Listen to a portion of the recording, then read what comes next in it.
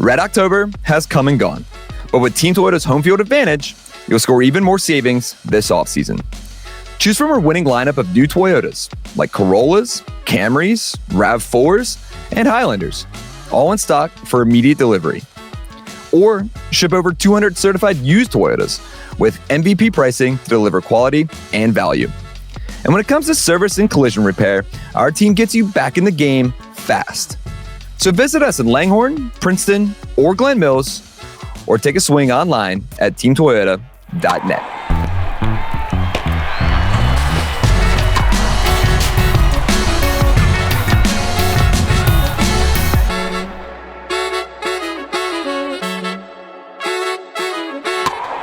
This is Phillies Talk, presented by Team Toyota. My name is Spencer McKercher, digital video producer here at NBC Sports Philadelphia. That is Sean Kane, the producer of Phillies pre- and post-game live. Sean Kane, Happy New Year, brother. Happy New Year to you, too. Good to be back with you here in 2026, talking Phillies baseball. Spring training's not far away, man. 5 weeks. 5 weeks. 5 weeks. I actually just told some people here, some higher-ups, I'm like, hey, I'm going to start nailing down some dates. Okay. Because pitchers and catchers report on February 11th. Man. Which is literally in a month and 4 days from here. Yeah. So it's go time. But hope everyone had a great and safe New Year. Hopefully you're enjoying your 2026. Hopefully the New Year's resolutions are still going strong. Mine are. Good. 7 days in, feeling good. Good. Feeling good. Good deal. Before we start, as always, a little off topic. Yeah. Kaner, I think we have an epidemic in this, at least in the Philadelphia area, and kind of in Pennsylvania, because that's really all I've been to. Yes. Yeah. The driving is awful. Huh. Yeah. People are just... And, like, I've had conversations with buddies about this. Right. It's, like, really bad. Yeah. And I'm not that guy, like, yelling at the cloud, but, like, I feel like it's been obnoxiously bad over the last, like, 6-7 months. Yeah. It's... Is it just me?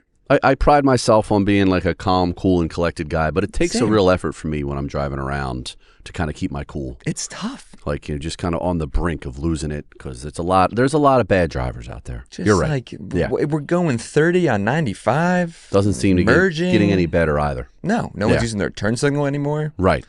There's like a guy that like pulled out. I live in the city, and there's a guy that pulled out of a parking spot, clearly saw me driving down the road, just pulled out, and then got mad at me. Right. It's your fault. Okay. Yeah, no, driving's tough, man. It's like I said, it really takes a lot for me to kind of keep it even keel. I can see that. On the road. Yeah, exactly. I don't think I've ever seen you mad before. Right. Well, take a ride with me one time. Yeah. Take a ride up the Blue Route with me as I go home tonight. You'll see me get real mad. In the new car, dude. That's right. Yeah. So I gotta, you never know who you're dealing with out there either. Correct. So you can't be like, get mad. Yeah, exactly. You gotta can't be outwardly mad at people because you get mad at the wrong person. The next thing you know, it's bad. Yeah. But no, it's a test of your patience. It is. Yeah. It just, I don't know, man. Yeah. It's been on my mind. I thought about it driving in here the other day, and I was like, man, it's what we're going to talk about to start the pod. Right. So, okay. On that note, fair enough. Keep driving well, everybody, and drive safe. Be safe out there. That's the only thing. Yes, be safe. That's the only thing, especially if you're listening to this. Right. Oh, okay. So 2026, and our buddies on another Phillies podcast, we recorded the podcast before New Year's Eve. Right. And our other friends, one works directly with us on another Phillies podcast, released their podcast a few days later. Yeah. And their title of the podcast, because their New Year's resolution was what, Sean Kane? Well, the Phillies' New Year resolutions that we had talked about in our New Year's Eve, I took a page out of Gabe Kapler's book, Be Bold. Right. Be bold. That's kind of my whole Phillies. That was my resolution. Kind of be bold, make some bold moves. But then, I guess you brought to my attention that that Ruben and the guys did this something similar. Very similar. Yeah. It was the title of their podcast. Be bold. Be bold. The 2026. A lot of Cap fans. A lot of Gabe Kapler fans out there. Yeah. I just thought it was interesting. Yeah. Thought it was interesting. That's a lot of respect for Ruben. I love him. And Jim. And Todd Zalecki as well. Todd. It's a good trio. Far be it for me to talk up another podcast. Plenty of podcasts love to go around when it comes to the Philadelphia Phillies, but I love those guys. Yeah, I just thought, Yeah, you're just I see what you're getting at, though. Interesting. Yeah, okay. just interesting. Yeah. Anywho. Yeah. The Phillies have yet to be bold, though. No. And before we dive into Don Mattingly, finally that news breaks. It's I saw something. It's the third time in the last 5 weeks that the Phillies have broke news on a Monday morning. Interesting. It's the Brad Keller signing, the Garcia signing, and now the Don Mattingly signing. And Mattingly was kind of, as you know, more of a winter meetings thing. It started to kind of, they made it official. They got the contract signed, all that stuff. We mentioned it on the pod with Bob when we were down there, and the last day, right before Rob talked to the entire media when he came down through like the MLB thing, not up in the hotel room. Schneider, the Blue Jays manager, was there and literally was like, "Oh, it's going to be like," we overheard him say something to the reporter that asked him a question about losing Don, and it was like, "Oh yeah, like him and Preston are going to be great together. Like I'm glad he's going to be with his son." And this was, December 5th or whatever it was. It was just a matter of time, and I'm glad that happened. But before we get to that, and before we get to Bo Bichette, before we get to JT Realmuto, and even Ranger Suarez, I saw something come out on a national outlet that said that this has been an underwhelming offseason for the Phillies. And I wanted your opinion on that. I would agree. Yeah? I would agree. Like, I don't dislike, the Garcia move. We'll see. I'm kind of okay with that move, Adolis Garcia. Hopeful that maybe he a change of scenery kind of sparks him a little bit. I'm a fan of the Brad Keller move. You are. Not really a huge fan of the Strom trade. But yeah, I mean, not a lot of big splashes. I don't think. I don't know how you could even argue that there would be. Obviously they've kind of shaked up their outfield a little bit here and there. Still a lot to be done. The catching situation is still a big question mark for them. But no, if you would have asked me after that Dodgers NLDS, I would have said something big-ish is coming. Not big like they're going to trade Harper or Turner. Right. But I would have thought like Bohm or Marsh or Stott or somebody might have been moved to kind of shake it up a little bit more than they've done. Now, who knows? There's still a month left in the offseason before spring training. Maybe there's a trade coming or a substantial signing coming. But right now, in my opinion, there really hasn't been much of a shakeup at all, which is surprising. And so this, for podcast sake, and I think I've been weighing the decision and weighing my opinion on that over the last 48 hours ever since I saw it. I should add that the Schwarber is a big deal, but not unexpected. We kind of all assumed they were going to re-sign Schwarber. Not to cut you off, but I did forget to mention that of course you got to mention the Schwarber signing, which is great, but doesn't really qualify as anything shaking up the team. Correct. And speaking of that real quick, the news came out today, or not today, this week. I'm trying to pull it up here now that we're talking about Kyle. But so it's the Reds were willing to offer more money to land Kyle Schwarber. Right. And Schwarber literally told them it wasn't necessary. He was always going to return to the Philadelphia Phillies. Yeah. He knew where he wanted to be. That was a report from Bob Nightingale. So we just wanted to pull that out. But going back, I wouldn't call it underwhelming. Okay. I wouldn't say it's one of these off seasons. I think we got spoiled over the last 4, hell, even going back to Bryce signing now, 7 years ago? Yeah, in February. I think we've been spoiled. Trey, Nick, Kyle, JT, Bryce, Wheels. Yep.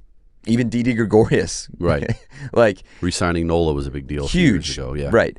I think it's just been that kind of thing where, so now you have the core. The core is there. I wouldn't call it underwhelming. Okay. Because I'm happy with the Garcia news, as you know, or the Garcia move. The Keller move has slowly but surely kind of made me feel better about it. Right.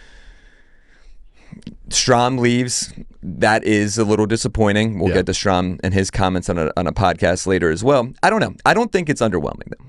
Okay. Because in reality, is going to get a guy like Alex Bregman, maybe Bo Bichette, Kyle Tucker, Cody Bellinger, one of those guys, which they've been doing, would help tremendously. Yeah. But it goes back to relying on Bryce Harper, Trey Turner, Kyle Schwarber. Yeah. And them coming through at the right time. Mm-hmm. So, I don't know. It was one of those off seasons where I wanted little tiny moves. Right. And I've gotten that. So that's why I'm happy with it. Okay. Now, you mentioned the Bohm trade and possibly Stott trade, and Casty is still on the team right now. There's still moves to be made. And Dave, I think, is still working phones and trying to get something done. And we'll get to Bo Bichette here in a little bit. But it's not done. But I wouldn't call it underwhelming. Yeah. Okay. Out of 10, I right now give it a 6.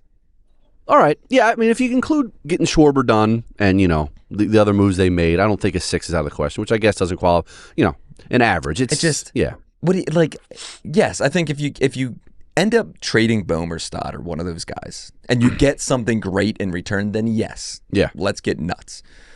But until then, you have to trust these guys to get it done. They get it done in the regular season. Yeah. They've won 90-plus games for the last 4 years. Yeah. Get it done. Yeah, and then get it done in October. Correct. But, yeah, I guess in my mind I had, maybe the Bohm gets shipped for an impact outfielder. Yeah. Somebody a little more exciting to me than Adolis Garcia, Sure. who's a big name, but his last couple years, have left a little bit to be desired. So, I know we talked so many scenarios early in the offseason, like maybe you trade him to the Angels for a Taylor Ward, and then a Taylor Ward goes to the Orioles, and then we're shooting high for the Byron Buxtons of the world, but that's going to take a lot to get a Byron Buxton and a lot of big prospects. So, there's only so much you can do, and I know we're going to get into Bo Bichette, but to sign one of those guys, a Bichette, a Bregman, whoever, that's going to require some serious payroll manipulation, and it's going to put them, not to get too far into the weeds, over that last luxury tax threshold where then you start to kind of pay double on every contract, and I don't think that's something they want to do. They're right up at $300 million now. So unless JT doesn't come back and they can reallocate some of that money to a Bo Bichette on a shorter term deal if his market isn't what he thought it would be, bring me Bo Bichette for baseball purposes, no doubt. Yeah. I just have questions of whether financially that's going to be possible. And we'll dive into that because it's very interesting. And John Middleton has the money. Again, it's not our money. No. It's John Middleton's money. Right. Dave Dombrowski's decisions. Yeah. We'll get into that in a second. To wrap up that conversation, I think it's just been so negative. And now, it still relies on bringing back JT and or Ranger Suarez. Yep. That still kind of will hinder my decision on whether it's underwhelming. You lose both of them, then I will agree with it was underwhelming. If they lose JT, yes. That would be A, surprising, but B, that would be trouble. I wouldn't even call it underwhelming. That's a huge disappointment. Yeah. Unless they have some great backup plan that I don't know about. Correct. But if you look around baseball, who do you think's had the best offseason, right? I think the Phillies did what they needed to do. They filled at least some of the holes that they needed to be filled. Yeah. The Orioles had a good offseason. They have had a good offseason. They have. With Ward and Alonso. And we'll see. We'll see what that. They got Senor Zeff. Yeah. Zeff is back in Baltimore. Yeah. I thought that guy was going to win the Cy Young at one point. But the Mets, they've shaken it up, but have they gotten better? The Braves, kind of got hot and signed a bunch of people right when it started, but they haven't really, it's not guys that you're going to be like, wow. Yeah. Holy cow. But the Mets, you wanted a shake-up, they did it. I mean, you talk about Nimmo and McNeil and Alonso, those are Matt Diaz, those are guys that are their core. And they're out. They're all out. Now, there's still time to go. You mentioned Ranger. They're in for a couple other big-name starters. I still think there's a chance Skubal gets shipped. A small chance, and I think they'd be in that market. So we'll see when it all shakes out. But, I don't know that you can make the argument the Mets got better. So maybe we'll just transition that, then we'll get to Don here. So there's a report from Buster Olney that came out that pretty much guarantees the Mets are going to sign either A, Framber Valdez from the Astros, or Ranger Suarez. I don't think Ranger's going to the Mets. Yeah. That would hurt. That would hurt. That'd be tough dealing with Ranger. And remember the conversation we had about Kyle going there? Mm-hmm. Would he get booed? If Ranger goes to the Mets, you're going to get booed. Yeah. But you know what? Ranger's got that personality where it wouldn't bother him. No, he'd come in and pitch, and certainly his agent's going to send him wherever the best offer is. So I don't think we know his agent is. yeah. I should mention it again, Scott Boras. But it wouldn't shock me. It'd be weird, and it would stink because he's obviously a good pitcher and he knows the Phillies hitters well, and he'd be in the division. But it wouldn't shock me if he ends up there. But the dynamic between him and Val, I kind of get the sense that him and Framber Valdez, they're kind of waiting for one of them to sign somewhere so they can kind of capitalize on that market, and whatever team doesn't get Valdez might be more desperate to get Suarez and kind of see how the contracts shake out, which I think a lot of guys, that's the case with Tucker and Bellinger right now, maybe Bregman and Bichette. Guys are kind of waiting to see who signs first, and then they can kind of piggyback off their contract. If you remember, Schwarber signed, I think, whatever date it was, and then the next day, Alonso signed for $5 million more. I think it was December 7th and December 8th. And then Alonso got $5 million more than Schwarber. So I feel like that kind of is one of the reasons for this kind of lull. But Valdez and Suarez, those are two comparable guys. And very comparable. I think they can get similar contracts, and the Mets certainly will be in on one of them, you would think. Now, are you surprised? Because I feel like when we were talked right when the Dodgers beat the Blue Jays in that epic Game 7. Yeah. I was under the sense that it was going to be a quick offseason in terms of like things would get moving a little bit. Deals would be done before Right. Christmas. Yeah. Are you shocked that we're sitting here on January 7th and not a whole lot. 23 of the top 50 are still out there? I'm not shocked just because it's kind of been trending this way in baseball, as you know. Like, but I feel like it was trending that way, and then it's kind of made that shift back to where, signing guys early. I remember you going down to the winter meetings a month or so ago, and you were thinking, all right, things are really going to start heating up. There were a lot of reports, like things are going to get rolling, and really other than Schwarber and Alonso, there wasn't a whole lot of, compared to previous years. Me personally, like I would like to know, like where by the holidays, like maybe where I'm going to live next year, where my family's going, where I'm going. But these guys, I guess, are comfortable with it. Like obviously, remember Harper, waiting all the way almost to March, and Machado obviously signed a little before him. But yeah, it's just the way it is now. These guys are waiting it out. They can wait almost till spring training, sometimes into spring training, to get the best possible deal if they feel teams are getting a little more desperate. But so no, I'm not surprised just because it's been going this way, but. I'm with you. I thought maybe this year we might kind of buck that trend a little bit, get a little more action in December than we did. It is shocking. Now, going back to Ranger, wrapping that up real quick, do you think his market isn't as much as him and Boris expected? And if JT does not return, which we'll get to JT in a sec, is that still a possibility that Ranger, in your opinion, because it was 5%? Well, yeah, it was 5%. Yes. Is that increasing or no? I mean, I guess every day he doesn't sign, there's hope. But I'm not going much. Exactly. Like I'm not going much higher than 5. I still think he's going to get a big deal, and I just don't think they can do that.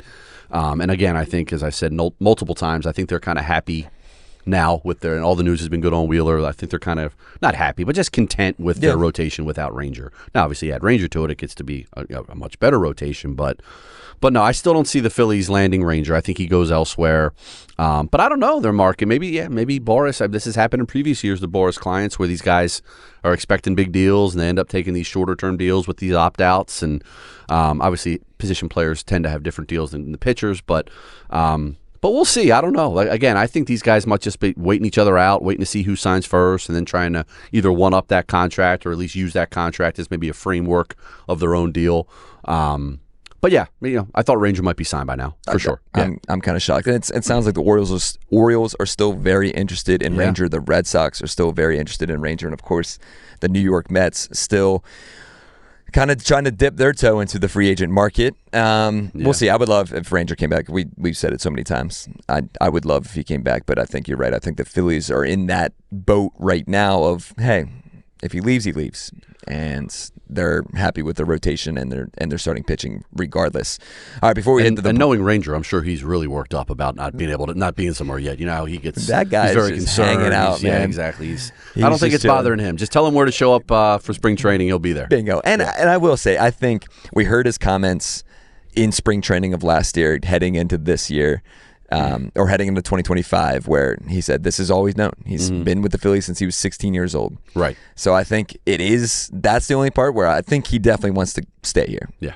But I think the money also talks, and so does Scott Boras. Yes. And exactly those conversations will continue to happen, hopefully over the next few weeks. We'll see what goes on with that. All right, before we hit the break, real quick, let's hit Donnie Baseball.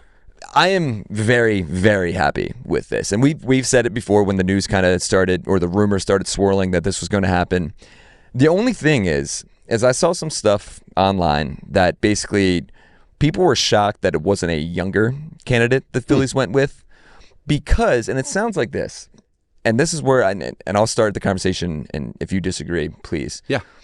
But basically what I've been reading and some of the stuff I've been seeing, again, it's one of those things on social media that I'm fully disagreeing with. And that is, it's like, this is pressure on Rob now. Hiring Don Mattingly. You got Don waiting in the wings. Where, like, hey, if you start 10-20, yeah, Rob, you're out, Don, and that's why they hired him. I fully disagree with that. I'm with you. Everything that I've was told and kind of been reading and listening to Preston talk about his dad was like, he's done managing. He doesn't want to manage anymore. I don't think this is any pressure for Rob at all. It's not hiring Don is like, oh, there's Topper's replacement. I just don't see that whatsoever. I'm with you. I think it's a baseball guy that loves baseball. Your son is the general manager.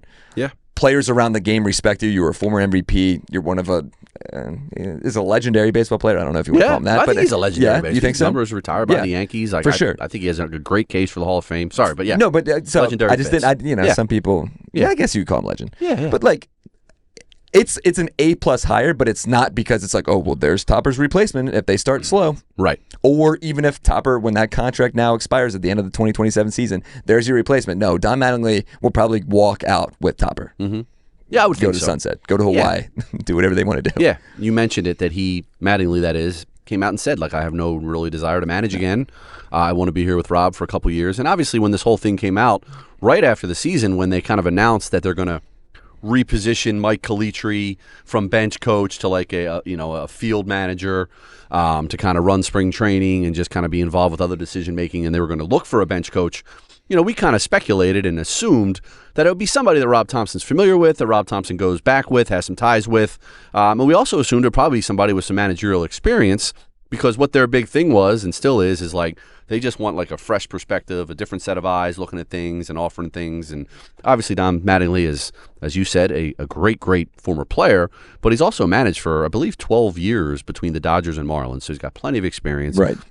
Blue Jays bench coach the last 3 years. We all know the success they've had, or at least they had last year. So I just think he really fits the bill as somebody that has connections with Rob Thompson. There's a familiarity there. B, he comes from the outside, fresh set of eyes. And then C, has that managerial experience and has that ultimate like cachet with the players. Like, I think that matters. Like, I remember when Ryan Sandberg got hired, like, people weren't blown away with the hire, but like, he was a Hall of Fame player. Right. And I think like players think like, all right, this guy has been there. Not only did he play, but he's an all-timer. And I feel like Don Mattingly has that same respect.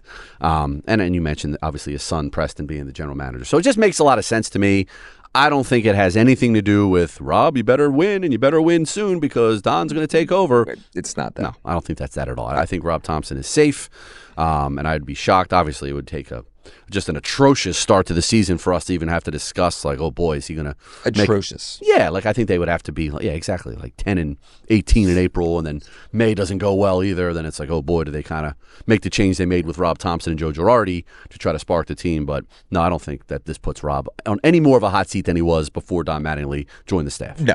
And I think, obviously, Rob, had a huge say in this. Preston obviously did too. It's his dad. But it shouldn't, and it doesn't put pressure on Rob Thompson. Yeah. It would have to be like 20-40. Right. Like 15 to 20 games under 500 to even think about that. I don't think that's going to happen. No. I don't think that's going to happen. But I just thought that was really interesting. I love the hire. I love him. Yeah. And like you said, I think the relationship that he has with players is the biggest thing. Yeah. Players are going to respect him. It's another name that's out there. And also, he has that same like laid-back kind of chill vibe as Rob does. And I think that's huge for these guys on this. And he's familiar with Kevin Long. He's worked with Kevin Long. And he obviously is familiar with all their hitters. And I think like he's not the hitting coach, but I think he'll talk with Bryce. Sure. And he'll talk with guys, these veteran guys, and some of the younger guys. And maybe this helps Bryce a little bit, having like another really well-established, well-respected former player, a guy that certainly was a great hitter in his own right. Maybe it helps Bryce a little bit out and have somebody to lean on in addition to Kevin Long and everybody else. So, I can't really come up with a negative. I can't either. Other than this puts pressure on Rob, which I don't believe is the case. I saw that and I was, what are we talking about? Yeah. It shouldn't. And knowing Rob, that's the last thing he thought about. Yeah, he's not concerned. Not at all. No. Talking about relationships, on the other side of the break, we will talk about Don Mattingly's relationship with Bo Bichette. Okay. And if that has any increase on a possibility of Bo Bichette signing here, that's on the other side of the break, as well as the latest on JT Realmuto. But first, our friends at Philly Sports Strips. Well, Sean Kane, spring training is right around the corner, huh? It is. You know your way to Clearwater. Can't wait, man. You know how to get down there. I can't wait. And if you haven't been, you should. And escape the cold and catch the Phillies in Clearwater with NBC Sports Philadelphia and Philly Sports Strips. We're teaming up to bring fans the most unforgettable Phillies spring training experience yet. The trip includes Phillies game tickets, beachfront accommodations, round-trip travel, all-inclusive tailgates, and much more. Plus, appearances from our friends Larry Boa, Charlie Manuel, and our very own NBC Sports Philadelphia's Ben Davis. Book your trip today at phillysportstrips.com. Welcome back. You're listening to Phillies Talk, presented by Team Toyota. Spencer McKercher here, Sean Kane over there. Sean, before the last podcast, or I guess during the last podcast, I mentioned there was a strong chance that Phillies minor league outfielder, recently signed minor league outfielder Brian De La Cruz, was going to win the Dominican Winter League MVP. Sure enough. And sure enough, Brian De La Cruz is your 2025-2026 Dominican Winter League MVP. Bring him up, let him rock, let him platoon with Marsh and see what happens. Yeah. We'll see. I'm excited for him and see what he does in spring training. Some other noteworthy news real quick. Matt Strahm joined that podcast on Foul Territory, and it was brought up by an article written by a Philly sports media member that said that his relationship in the clubhouse wasn't really great. Matt deflected those comments hard and said, if it wasn't me, I respected all those guys there, had no ill will with anybody. Are you buying that? I'm buying that it wasn't really an issue between him and any of the other players. Right. To me and everything, and again, I haven't had conversations with anybody on the coaching staff, but everything that I've gathered that's been said and what hasn't been said is that I feel like he maybe had some friction between Matt Strahm and some of the coaching staff, whether that be Rob Thompson, Caleb Cotham, other coaches, people in the organization, front office. I feel like maybe Matt kind of wore out his welcome a little bit more so with that side of the operation than he did with his fellow players. I think so. I'm with you. And I said it before, he was very outspoken, and it would not surprise me if he got a little too outspoken with Dave Nabrowski, Rob Thompson, anybody in that Phillies brass. So, hey, best of luck to Matt. He was still a great dude. Gonna miss him here. But yeah, I thought those comments were very interesting from Matt Strahm on that podcast. All right. I said we're going to talk relationships on the other side of the break, and here we are. Don Mattingly. And not like dating advice relationships, more just like, baseball. I got nothing on that. Right. It's been a while since I've been in the dating game. Yeah. Yeah. Same. Yeah. Coming up on 4 years or so. Wow. Crazy 4 years. It's wild. I think it's sidetracked too much. Kind of wild. That's a long time. Hey. Right. Find your person. Love them. That's right. Move on. God bless. Keep moving. No, don't move on from them, but just keep moving. Right. You got what I was saying. That a guy. I got you. But relationships between Don Mattingly and Bo Bichette. Got it. Okay. Sean Kane, are the Phillies signing Bo Bichette? No. No. I don't think so. Me either. You asked me if I'd be shocked, or if I was shocked about something earlier in the podcast. Yep. I would be shocked. Shocked. If they sign Bo Bichette. Now, it's possible, sure, but I think Bo Bichette's going to command a pretty big contract, and I don't think the Phillies have that in their payroll flexibility anymore. Assuming JT's going to have to get signed here. You never say never, but I would love it to insert him into that infield and into that lineup.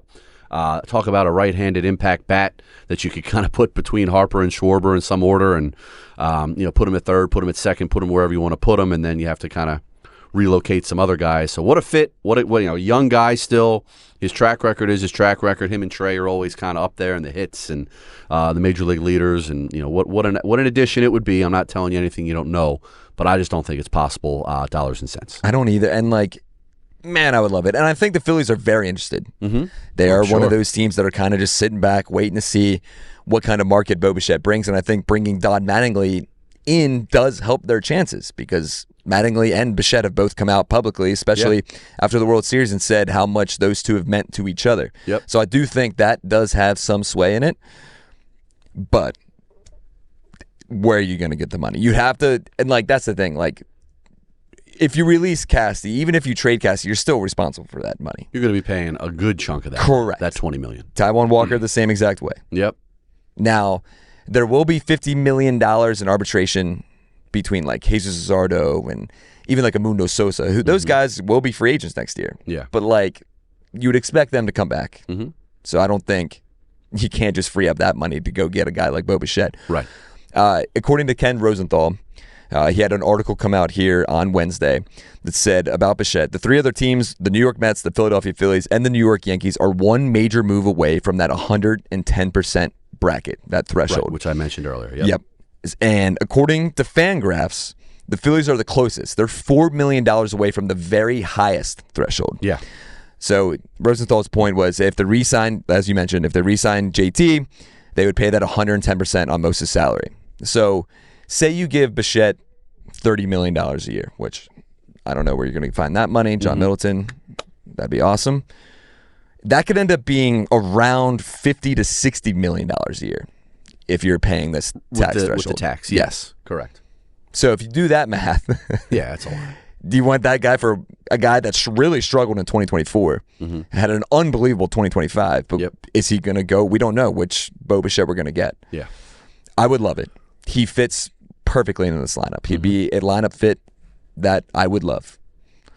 But I don't see it happening. And I hope I'm wrong. Yeah, like I said, you never say never, but I'd be shocked if they somehow pull that off. But now, again, we'll see how the market plays out, but I don't know. I just don't know, again, how it works out financially. And maybe you could argue, well, if he's not getting the long-term offers he thought, maybe he could get a shorter-term deal. But still, to your point, you're going to pay him up. If it's a shorter-term deal, he's going to want more per year. Right. And then you run into all kinds of issues. Correct. And they still got to have money for JT. And yeah, it's tough. It's a tough ask. Yeah. And now, I'm assuming you're in the same boat as I am with Bregman, where it's like, that might be more. Yeah. It probably will be more. He was my pie in the sky guy he was. Early in the offseason. Like if they can trade Bohm and work some money around, and that's before we knew about Schwarber. If you can get Bregman, that would be. I just thought he would be a great fit positionally, right-handed bat-wise, postseason chops-wise, leadership-wise. He checks a lot of boxes, but no, I don't think it's happening now, unfortunately. I just feel like he's going to go back to Boston. Yeah, it sounds like Detroit or Boston really are his two main destinations. It sounds like the Red Sox have offered Bregman a contract as well. Yeah. I don't know, man. Yeah. Maybe it is underwhelming. No, I'm just kidding. I'm kidding. Second thought. No, I'm kidding. Yeah. To wrap up, really the other big news that has come out this week is JT Realmuto. Yeah. Still unsigned. Yep. And real quick, if the way the news came out is that the Phillies and JT Realmuto are in a standoff. Yes. And the outlet that it came out of, we can assume that that outlet is getting that information from the club. Okay. That's my opinion. Okay. I could be wrong. Yeah.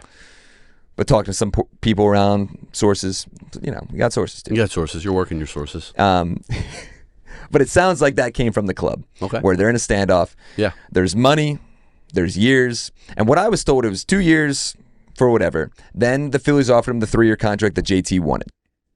But now he wants more money. JT, completely understandably so, is looking for more money. Sure. Now the Phillies are like, hey, we'll see what we can do. I think either way it's going to come to a resolution by the end of January. I think both sides, we've seen this happen before. It happened, remember when he re-signed and there was that whole big thing and His JT even said, he's like, hey, there's no hard feelings. Right. There is no hard feelings. Both sides are just trying to get the best thing, and I think it's one of those things where literally both sides are trying to get what's right for both. Yeah. Yeah, in the winter of 21, 5 years ago, I think he didn't sign that 5-year, $150 million deal till I don't know the date off the top of my head, but it felt like late January. It was like February. January 28th. Okay, I think it was January 20th something. Yeah, and then there was like the year before that where they actually they went to arbitration with him. Bingo. And again, you said it, no hard feelings, but so yeah, when you factor those previous negotiations in, I guess it's not all that surprising that this hasn't gotten done quickly, and I'm sure JT wants more money. I'm surprised if what you said is correct, that they've offered him a 3-year deal, but I guess he wants more per year. I don't know. Again, we've been saying this all offseason. Like, to me, it's like just offer him 2, and I'm sure he wants 3, but who's going to give him a 3? And I don't. 2 years and like $35 million to me sounds right from the Phillies' perspective.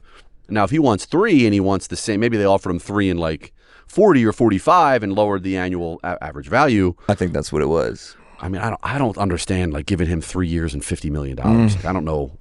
He's obviously super valuable to what they do from a defensive standpoint, from his work with the pitching staff, and offensively, he's still a decent as a catcher. He still gives you decent production, but he's clearly on the decline. He's not one of the best offensive catchers anymore. So, yeah, I just don't know what other team's going to swoop in and give a 35-year-old catcher a 3-year, $50 million deal. And that's the thing. Like, if you're JT, like I said, he demands that level of respect. He was he was the BCIB. He's not anymore. Yeah. Because he's going to be 35 years old. But right. I get where he's coming from, and I think it sounds like the Phillies offered him multi-year scenarios. Yeah. I think what it is, where we were, and I think basically everyone else was too, was 3 for 45 gets it done. for $15 million. I think JT is leaning towards that 20. I think like 3 for $60 a year. 3 for $60 is crazy. You're 35 years old, JT.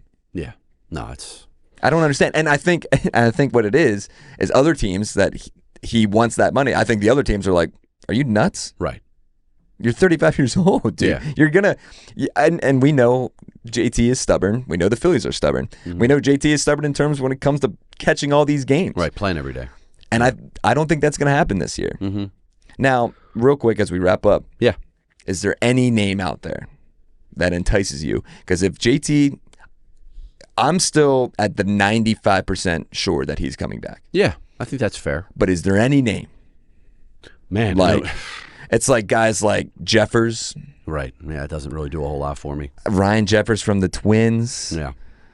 I'm trying to look at some other names. No, because here's the thing. The free agent class next year is terrible. From a catching perspective. Just in all baseball, too.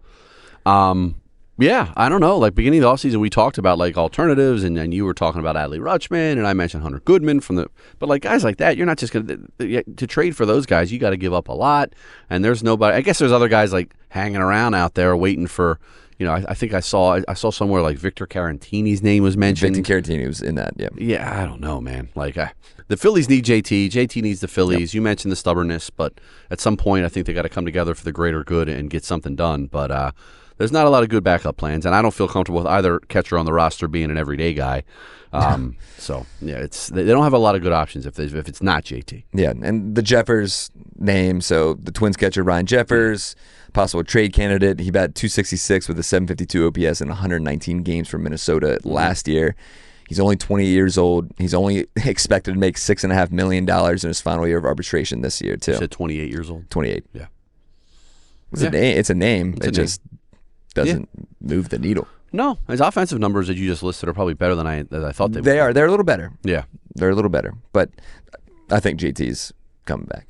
Yeah, I do too. I mean, obviously, I think he's a big part of their clubhouse and everything else too. But yeah, again, as we said earlier, like every day it doesn't happen. There's more and more of a chance that maybe it's not going to happen, and maybe he'll sign somewhere But again, I just don't know who's going to give him the money he wants. Right. If that's in fact what he wants. Yeah, same. Like the Red Sox. I think the Red Sox and the Rangers really are the two the big Pirates ones. were mentioned. Good luck. And like, are they really going to Pirates? If the Phillies aren't giving him what he wants, I doubt the Pirates are. Right. Yeah. So I don't know. I think sign JT's it. coming back. And I think you said it's going to happen the next few weeks. Yep. I think before February. Yeah, they want him in Clearwater as their guy. Yeah. He literally he owns a house down there. Yeah. So it's not like he's going to have to make some late travel arrangements to get down to Clearwater. Yeah. Yeah. All right, man. We landing the plan? We're landing it. Anything else? No. Big game for the Cats Wednesday night. If you're listening to this, it's probably already over. Right, yeah, playing Creighton Wednesday night. College hoops in full swing here, man. Villanova's playing well, right on the periphery of that top 25. Sure. Haven't been there in a few years. So 13-2? 12-2? Yeah, and they've won 5 in a row going into this Creighton game. 3-0 in the league. So we'll see. But other than UConn, I don't know a lot of other Big East teams that have really, to me at least, separated themselves like as ahead of Villanova. I think Villanova has a chance to make some noise in the league and get back in that big dance, Spence. It's not asking for much. Quick predictions real quick. Mm-hmm. Who do you got in the college football championship game? I think I'm really looking forward to the Indiana-Oregon game. To watch those two quarterbacks, watch those two. To me, they're the two best teams left. I think Indiana wins that game. I think Miami beats Ole Miss. Woohoo! So who would have thought Indiana-Miami in the title game? And I'm going with Coach Sig and the Hoosiers. Same. I'm right the there. Best team. I'm going to go Indiana-Ole Miss. Give me the Big Ten. All right.